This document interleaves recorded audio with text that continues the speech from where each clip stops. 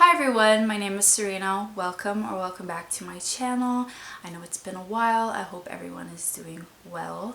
But today I felt like filming a video and here I am. Today I'm going to talk about all the books that I read so far in 2023. I think I have 9 here. And it is currently May. I'm not going to include the books that I'm currently reading this month. So it's going to be all of the books that I read from January to April. And let's start with the first one. The first book that I read was Cemetery Boys by Aiden Thomas. I started this book, I tried reading this book I think a year ago, but then I stopped. I didn't read anymore. So I picked it up again in January and I actually finished it and I enjoyed it. I gave it 3.5 stars. I don't remember. Yeah, either 3 or 3.5. It was a good read. And this story is about this boy called Yadriel. He wants to become a brujo, but he doesn't have the support of his family since he is transgender. So they are having a hard time accepting his gender and they don't fully believe that he is capable of becoming a brujo. So Yadriel wants to prove them wrong, and with his cousin Maritza, they go to a cemetery and they try to summon the spirit, the ghost of their cousin who was murdered, and they want to set them free.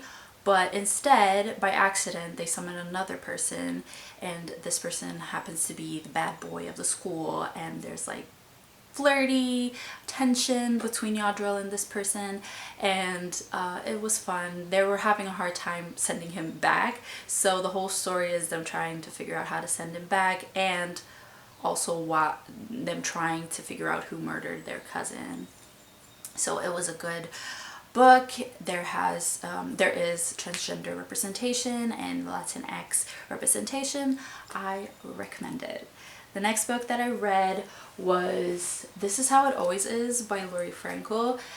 This is another book about transgender people, but in this case it's about a transgender child. Lori Frankel is not transgender, but I researched and found out that she has a transgender child. So this is a book more for family members or parents of transgender people rather than a book for actual transgender people, because it's not about the transgender experience, it's about a parent. It is fiction, it's not based on her story. This is a story about this couple, this mom and a dad. The mom is a doctor and the dad is a stay-at-home dad, writer. So from that we see that they don't have the typical like gender norms that society dictates us. So they are very open-minded, but it's also very hard. They're trying to figure out like how to support their child, because they do have I think 4 children, and the last child is transgender because growing up they wanted to like wear dresses and become a girl. So it is about how much do parents have a say in their child's life, and in this case how many decisions can they make since this child is a minor. So it's about them figuring that out. They do move at one point and they're trying to like hide the fact that this child is transgender. So they're trying to figure out, is it better to like not say it, to say it? It's about them figuring out all of this. And at one point the mom does go to Thailand, I believe, with this child, and it's like an eat, pray, love moment, and we do see how the Western culture is very obsessed with the gender norms, and Eastern culture doesn't give as much importance to gender like we do. I also gave this book 3 stars. It was good, but I didn't relate to a lot of stuff, obviously, but I learned a lot. The next book that I read was Firekeeper's Daughter by Angeli Bully.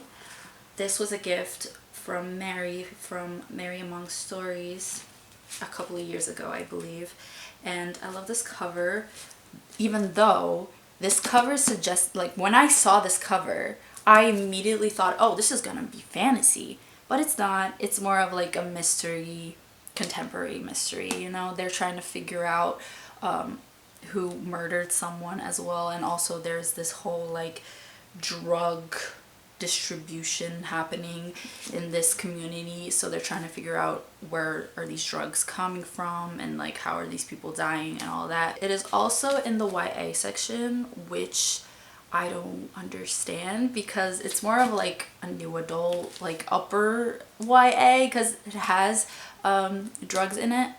So yeah, there's drugs involved, but there's also murder and suicide, so it is more like upper YA, adult slash adult. So yeah, I enjoyed this one. In the middle it was a little bit slow, but towards the end it was really fast paced. It is about this girl who is half white, half indigenous, I think Ojibwe. They're from Michigan, right on the border with Canada. So there is that representation. Her uncle dies mysteriously. We're trying to figure out like who killed him and where are these drugs coming from.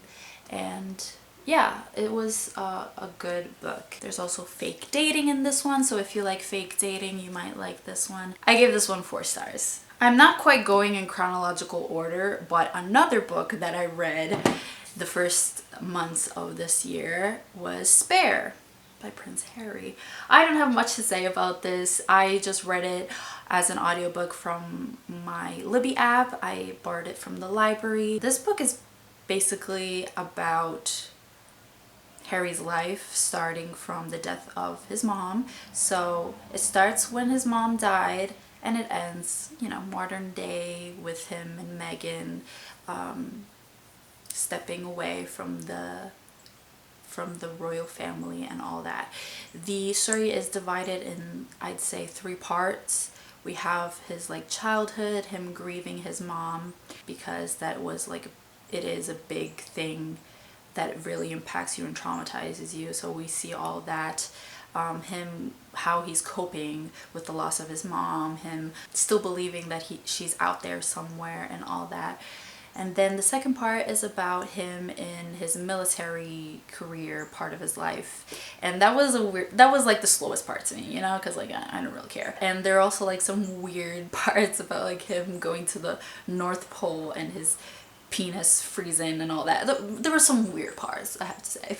And then the last part was again fast paced because it's about like today. It's about him and Meghan getting together and getting married, and the whole like Meghan not really getting accepted by the press, by the media, by the royal family, whatever, and all that drama going on, his beef with the press, and also with William. There's a lot of like scenes of them fighting, which I get because they're siblings, right?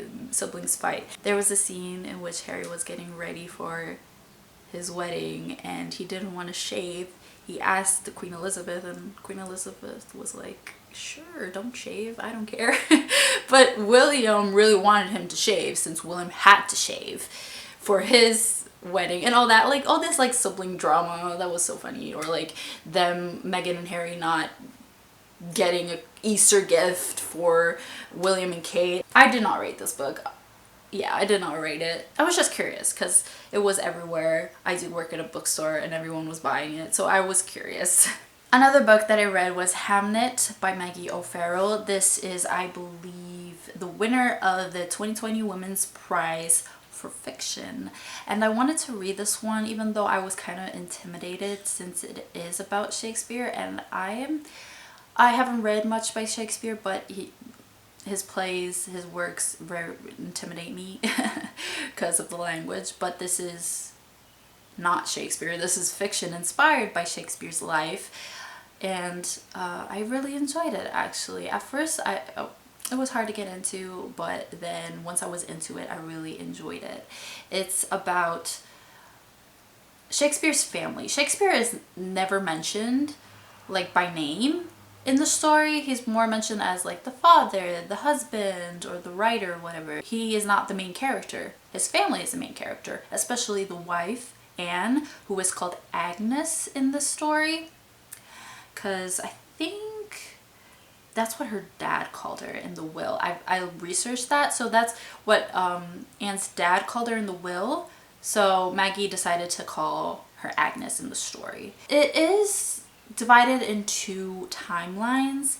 It starts off with Hamnet, one of Shakespeare's children, getting ill.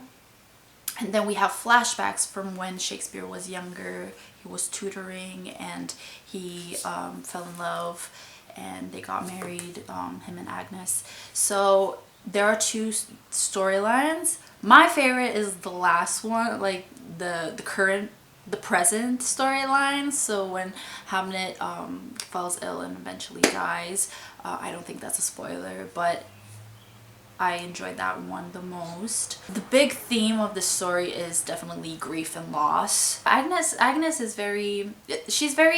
she's described as not like other girls in this story. She's very like spiritual and witchy, and so was her mom. The chapters were extremely long, I'd have to say, and they weren't numbered. So I think you'd want to know that because they are really long and they're not numbered, especially if you care about that. I gave this book 4 stars. I'm gonna briefly talk about 2 books that I read for my publicity internship. I'm almost done with this internship. I learned so much.